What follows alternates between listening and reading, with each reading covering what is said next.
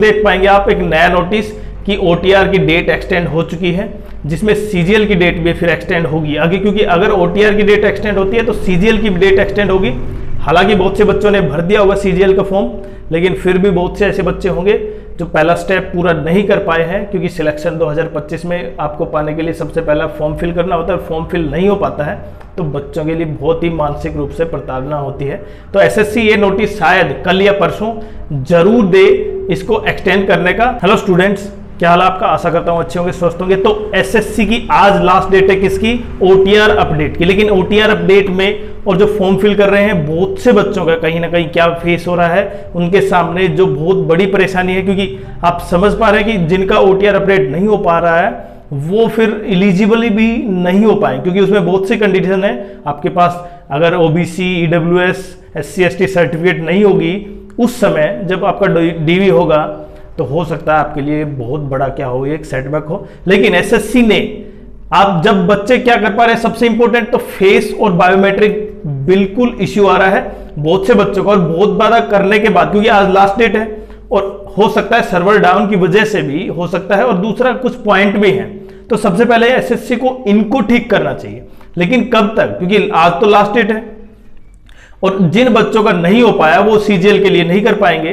तो सबसे इंपॉर्टेंट है जाता है कि यहां पे आप अपना बायोमेट्रिक जितना जल्दी हो सके करें। और अगर सबसे इंपॉर्टेंट ये है, अब एसएससी को वो डेट एक्सटेंड करनी चाहिए। अब एसएससी उसकी डेट भी एक्सटेंड करेगी, लेकिन बहुत से बच्चों के सामने ये प्रॉब्लम आई है और वो एसएससी के ऑफिस में भी कहीं ना कहीं उनसे कांटेक्ट हुआ है उनका और इस विषय में बात हुई है।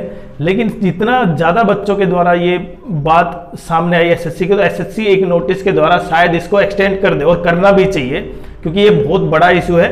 और आप समझ पा रहे हैं कि जितने बच्चे अगर सीजीएल, सीएचएसएल, सिलेक्शन पोस्ट का अगर ओटीआर अपडेट नहीं कर पाते हैं तो उनके लिए बहुत बड़ा सेटबैक होगा।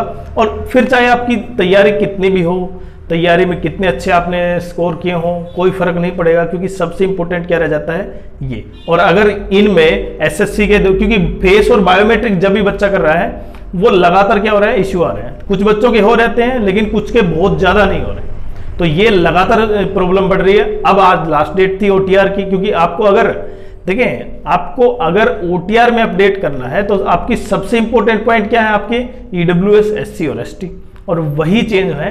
तो एसएससी अगर इन चीजों पर गौर करती है तो शायद बिल्कुल देख पाएंगे आप एक नया नोटिस कि ओटीआर की डेट एक्सटेंड हो चुकी है, जिसमें सीजीएल की डेट भी फिर एक्सटेंड होगी आगे, क्योंकि अगर ओटीआर की डेट एक्सटेंड होती है तो सीजीएल की डेट एक्सटेंड होगी।